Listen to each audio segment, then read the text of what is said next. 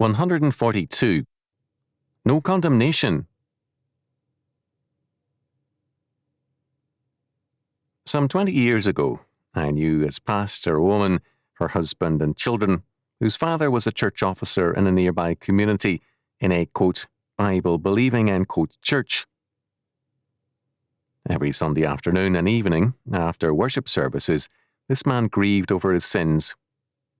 He had never fornicated, committed adultery, smoked, drank, cheated, bore false witness, and so on, and had been an exemplary husband and father. Every pastor he had known had only two kinds of messages, however. First, there were sermons with a John chapter 3 verse 16 theme, the call to be converted, and second, those with an indictment of the faithful for their sins and a call to repentance. Now, both are great and basic themes of Scripture. They involve the basics of the faith, but both themes, as presented today, are perverted grossly. Our concern here is with sin and repentance. When I was in the church pastorate, one officer regularly demanded that I preach such sermons because Jane Doe smokes, John Blank sometimes yawns through the Sunday school, and so on. No man needed repentance and conversion more than the man who asked that I preach at people. He later left the church with some promptings. Again, I regularly hear of pastors preaching sermons at their congregations for a variety of highly refined reasons, often subtle or open efforts to create guilt feelings rather than godly action. The old man whose daughter I knew grieved because he could not pray 5 minutes without becoming bored and wordless. Somehow this made him very unspiritual. You can talk by the hour with your friends, his pastor declared, with thumps, but you can't talk 10 minutes with God. The old man, with such preaching, felt permanently guilty. He never had instruction in living all day with the Lord, his mind ever open to God in sentence prayers. All such sin and repentance preaching is pagan. This paganism runs deep in Reformed and Arminian circles, in Pietism and Catholicism, in medievalism, and finally in ancient pagan cults. In each and every form, it adds up to one evil: no absolution. If you convince people that they are sinners for non-biblical reasons, such as being bored with your preaching, or for not praying 30 minutes, an hour, or 2 hours daily, then you cut them off permanently from one of the most glorious facts of Scripture, absolution. Paul declares emphatically, "There is therefore now no condemnation to them which are in Christ Jesus, who walk, not after the flesh, but after the Spirit." Romans chapter 8, verse 1. Now, let us probe deeper. These same men who in effect preach no absolution to men who are bored with their preaching or cannot, like the Pharisees, pray by the hour, yard, or mile, Matthew chapter 6, verse 5, demand absolution where God does not permit. Forgive, they say, forgive the thief, adulterer, or murderer. To ask for the application of God's law is legalism, whereas to forgive or grant absolution is a higher way. What follows from this? God and His law are undermined, whereas man and man's law and institution are built up and magnified. This perverted kind of sin and repentance preaching led to a guilt-ridden medieval man and a powerful church. In the modern world, it creates powerful pastors and churches who, while claiming to believe the Bible, exalt the lordship of the pastor and the church, not the Lord Jesus Christ, and yet rant against, quote, Romanism, end quote. The state uses similar guilt to exalt itself. There is no satisfying of the state's claims over us. They are perpetual. We can live in peace with God and His law, but there is never any peace with man and his ever-expanding law. But this is not all.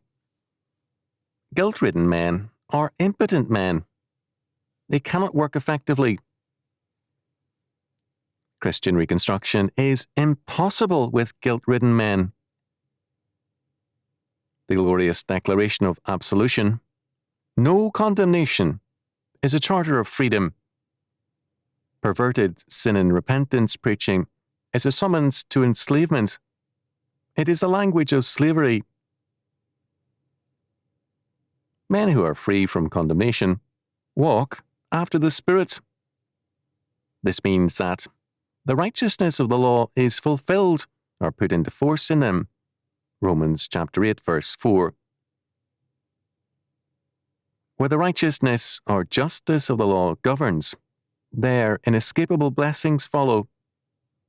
Deuteronomy chapter 28, verses 1 and 2 is very clear on this. And it shall come to pass, if thou shalt hearken diligently unto the voice of the Lord thy God, to observe and to do all his commandments which I command thee this day, that the Lord thy God will set thee on high above all nations of the earth. And all these blessings shall come on thee and overtake thee, if thou shalt hearken unto the voice of the Lord thy God. The Bible speaks of a sovereign, predestinating God and of his sovereign grace. It affirms that our salvation means no condemnation. It declares that the obedience of faith brings irresistible blessings, so that both our salvation and our sanctification are marked by sovereign grace and irresistible consequences. Obviously, this irresistible blessing means that the only tenable eschatology is an eschatology of victory, postmillennialism. To preach no absolution is to preach that there is no saving power of God. Man must remain hopelessly guilt-ridden and without peace. It means scolding, nagging preaching, and cowed, sullen, guilt-ridden congregations. If there is no absolution, there is no gospel. Then there is also no saving Lord. All who are in Christ Jesus, of necessity, because of that fact and status, will walk not after the flesh, but after the Spirit. They will thus walk in freedom.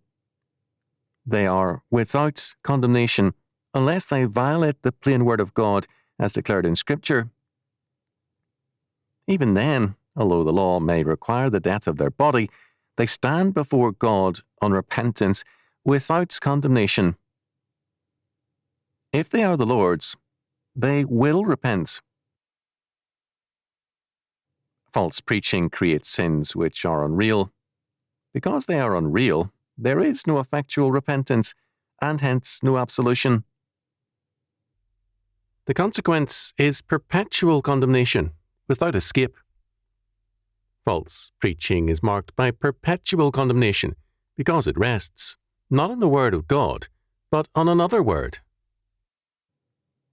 Such preaching has in effect another word, and in some cases, as with Savonarola, special revelation is hinted at.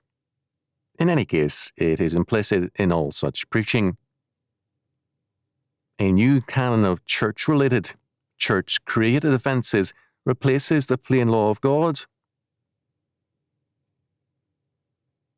The false preachers condemned in Romans chapter 2 added to the law their own interpretations, and they separated faith and works. Romans chapter 2, verse 13. The false preachers of today more openly set forth another law. Their, quote, higher spirituality is simply a greater disobedience. Jesus Christ died on the cross that our sins might be forgiven. We have thus the glorious freedom of no condemnation. Our sins are forgiven. The brigade of evil preachers rant on about sins that are beyond absolution. In effect, they damn their congregations for creatureliness. Are you bored after 45 minutes of stupid preaching? Oh, wicked man, such boredom proves your depravity. Does your mind wander after a brief time of prayer? Such creaturely limitations are called damnable, or at least sinful. The result? No absolution. How can we ever be absolved of creatureliness or from a natural boredom with stupidity? When God Almighty declares himself wearied with man's wordiness, Malachi chapter 2 verse 17, can we expect other men to be less weary? Let us say instead to the brigades of evil preachers, no absolution, unless you repent.